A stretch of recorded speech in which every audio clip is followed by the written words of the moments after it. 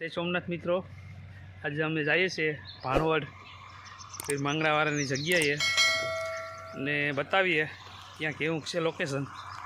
તો ચાલો આપણે જઈએ. નમસ્કાર મિત્રો, આપણે અત્યારે આવી ગયા છે ઘુમલી અને આ બહુ જૂનું મંદિર છે સોલંકી યુગનું. એના વિશે આપણે બામણીયાભાઈ થોડી માહિતી આપશે.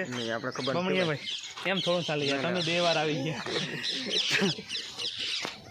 જો મિત્રો તમે જોઈ શકો છો આ તેનો ઇતિહાસ. આ બધું આ નવલખા મંદિર કહેવાય. ઘુમલી સોલંકી યુગના સ્થાપત્યોનું છે. બહુ જૂનું મંદિર છે. અત્યારે મેં આવ્યા ઘુમલી. હા, પટેલભાઈ છે, કચરભાઈ, અને વિડીયો શૂટિંગ કરે અને ફોટા પણ પાડે. આ લોકો એમ કહે કે હું બધાના ફોટા પાડીને કોઈનો બર્થડે હોય ને તો હું મૂકી. આ ભાઈ પટેલભાઈ અમરેલીવાળા. એ ભાઈને ટિકિટ ન મળી એટલે એ વેરાવળ આવી ગયા, નકર તો એને ચૂંટણી લડવાની જ હતી. હવે અત્યારે ઘુમલીથી અમે જઈએ ભાણવડ, જ્યાં માંગણાવાળાની જગ્યા છે. તો મળીએ હવે ભાણવડ ડાયરેક્ટ. આ બીજું એક મંદિર છે અહીંયા ભોળાનાથનું, એવું કંઈક લાગે, અને ઉપર છે. બહુ મસ્ત લોકેશન. તો મિત્રો અમે પહોંચી ગયા છે વીર માંગણાવાળા.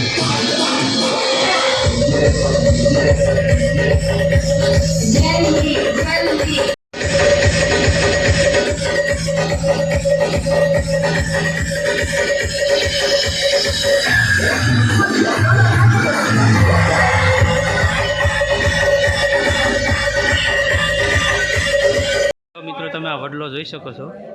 અત્યારે અમે આવી ગયા છે માંગણાવાળાની જગ્યાએ. આ સતી પદ્માવતીની સમાધિ, આ વીર માંગણાવાળાની સમાધિ. હવે આગળ જઈએ.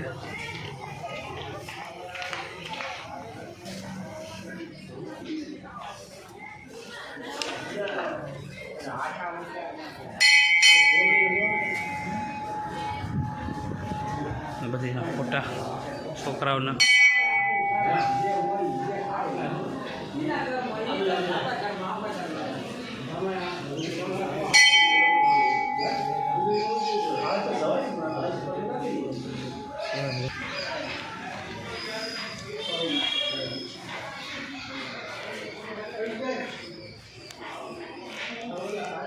આ છે માંગણાવાળાની સમાધિ.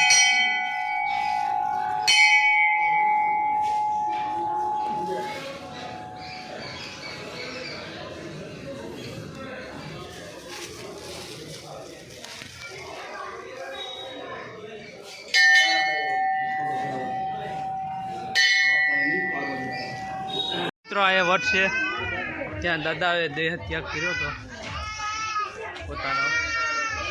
એ વટ છે અને ભૂતવટ તરીકે પણ ઓળખવામાં આવશે. ત્યાં અત્યારે પણ શું કહેવાય કે ભૂતના વણકારા સંભળાય.